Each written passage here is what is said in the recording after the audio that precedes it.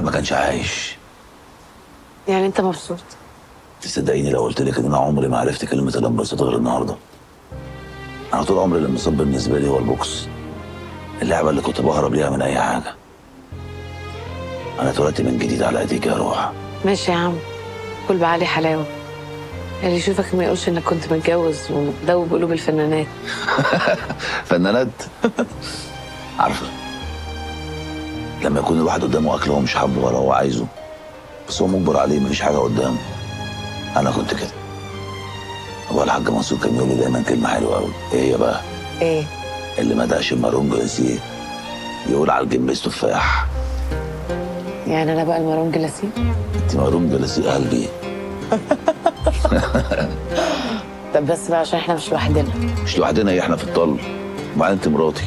ايوه، يعني انت عايز ايه؟ عايز اقول لك بحبك.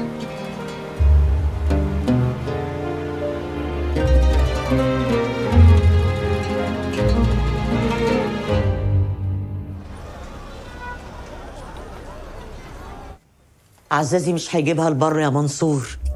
هو خلاص حط ايده على قرار الحكايه. القبلس ده جاري في وقت مش وقته خالص.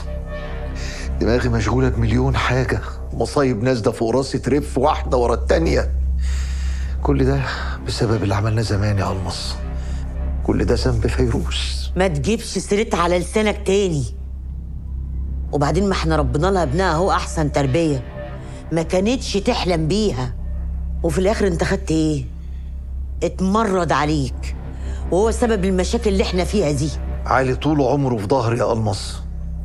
مش معنى ان انا ضاغط او شادد عليه شويه ابقى كرهته. في الاول وفي الاخر علي ده يبقى ابني. عارفه يعني ايه ابني؟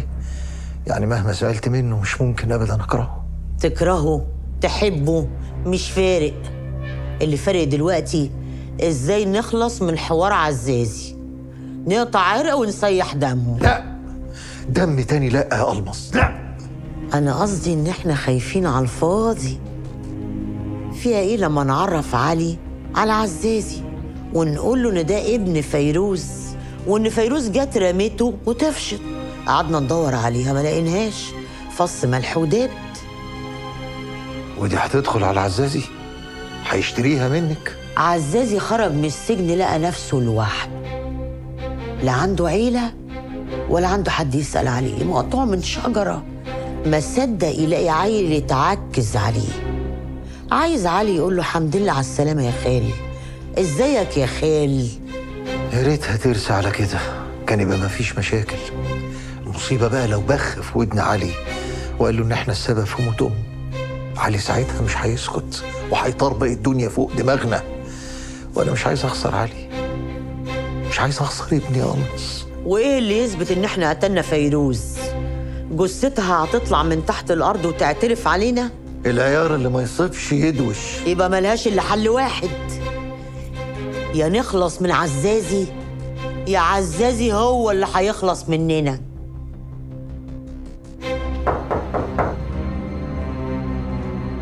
مين؟ ايوه مين؟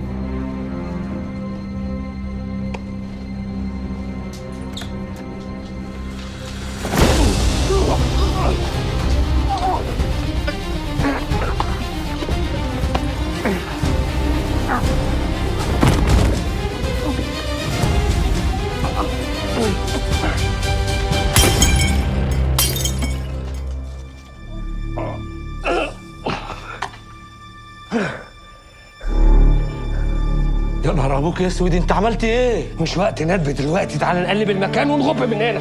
يلا.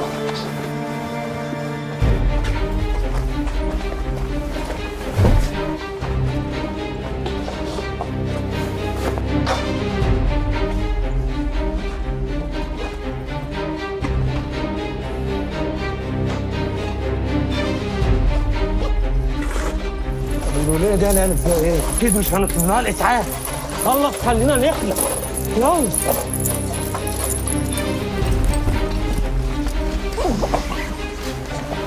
يلا يلا. هي كلمة واحدة ورد غطاها.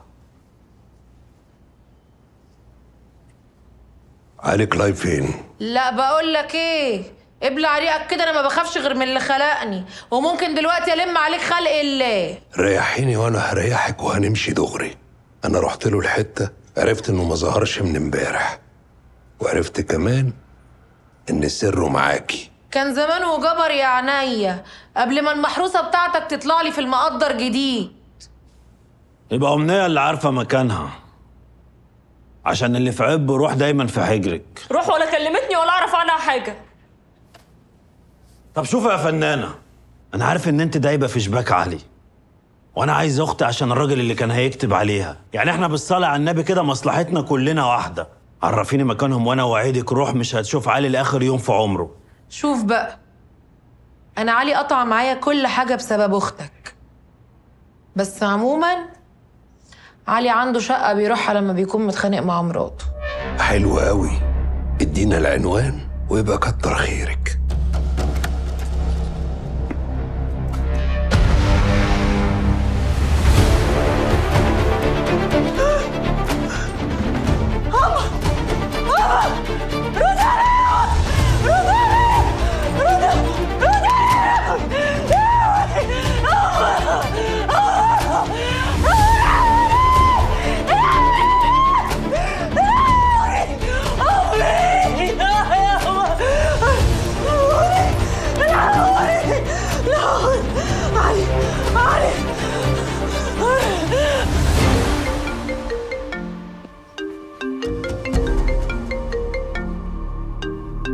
يا علي. ايه يا حبيبتي؟ ميادة. عاوز ايه دي؟ رد. لا انا مش عايز وجع دماغ، انا مبسوط ومش عاوز حاجه تعكر مزاجي. يمكن تكون محتاجة حاجة. يا ميادة. الحاجة بسرعة يا علي. ابوس ايدك، دخلت لقيت امي مقتولة. بتقولي ايه؟ لقيتها مقتولة يا علي. لقيتها مقتولة. بسرعة بسرعة والنبي، بسرعة يلا. طب انا هتحرك واجيلك مسافه السكه بقى عندك، كلمي خالك منصور على ما اوصل. في ايه؟ عمتي فاتن، ميادة دخلت لقيتها مقتوله في شقتها. لا حول ولا قوة إلا بالله. إنا لله وإنا إليه راجعون. طب يلا نروح لهم. انا غير هدومي واتحرك. أنا هاجي معاك، مستحيل أقعد هنا لوحدي. لا اله الا الله. ايه في ايه؟ طيب يا اللي بتخبط، في ايه يا ابني؟ عامل ازعينا ليه؟ يا ست المظ، لقوا الست فاتن سايحه بدمها جوه شقتها. فاتن؟ يا باشا اللي بتعملوه ده مش هينفع، انتوا كده هتجيبوا لي مصيبه. الناس لو عرفوا اللي انتوا بتعملوه ده في شقه علي كلايف مش هيسيبوكوا تخرجوا من هنا. اكسروا الباب.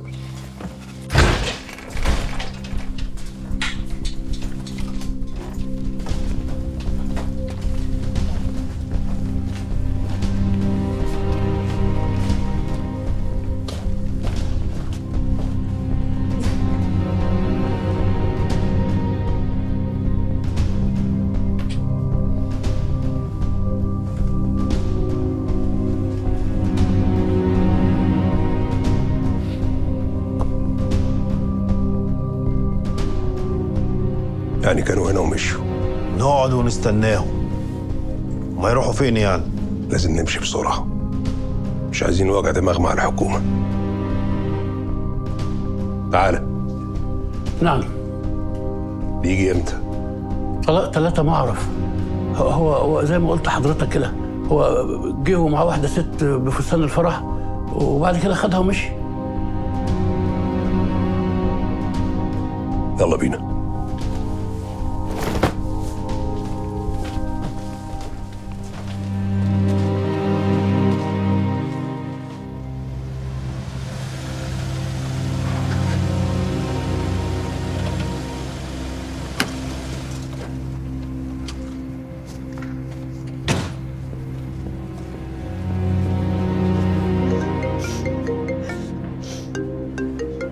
ايه اللي حصل يا سيف؟ محدش عارف. الحاجة علي امي، امي ماتت. قتلوها، سابتني لوحدي يا علي. اهدي يا ميادة، اهدي، ربنا يرحمها ويحسن اليها. انا جنبك، احنا كلنا جنبك. ما عرفتوش مين اللي عمل كده؟ لسه بيحققوا ويفرغوا الكاميرات اللي حوالين البيت. هو الظابط شكك ان حد سرقها ولما قومته قتلها. وفي حاجه اتسرقت؟ ميادة بتقول ان الفلوس والدهب ما كانوش موجودين، والمباحث بتقول ان حد ضربها على دماغها. تفتكر مين ليه مصلحه يعمل كده يا علي؟ وانا اعرف من ايه؟ يعني انت ما اتضايقتش لما هزيتك ورميت لك حاجتك في الشارع وفجاه كده اختفيت ورجعت دلوقتي؟ مش غريبه دي يا علي؟ انت بترمي عليها ماهر. ماهر ده لا وقته ولا مكانه. البوليس بيحقق وهيعرف الحقيقة. لو سمحت يا باشا، احنا ممكن نستلم اختي؟ سيادتك عارف ان اكرام الميت دفنه. دلوقتي للاسف مش هينفع. الصبح باذن الله يكون تقرير الطب الشرعي اكتمل، ولو سمحتم دلوقتي تقدروا تفضلوا. البقاء لله.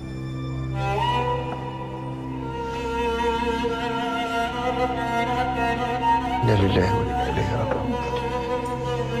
انا لله وانا اليه راجعون. علي عايزك في كلمتين. انا مبقاش ليا غيرك يا علي. انا طول عمري ما كانش ليا غيرك انت وامي الله يرحمها، ودلوقتي هي ماتت وسابتني.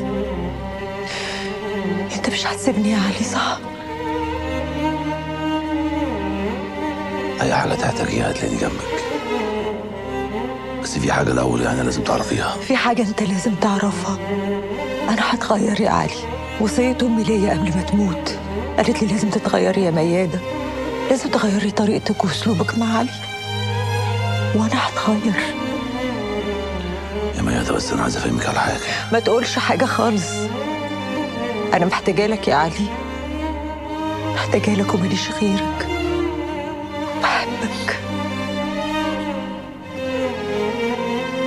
شوف يا ميادة، انا بعزك وزي ما وعدتك اي وقت هتحتاجيني هتلاقيني جنبك، بس ما بقاش فيها رجوع. انا خلاص اتجوزت.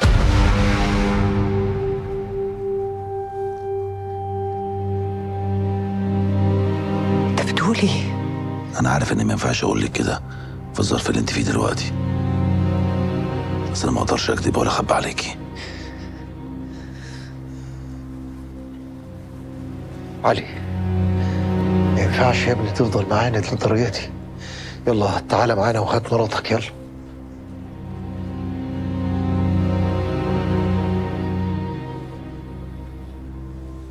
دي طليقتي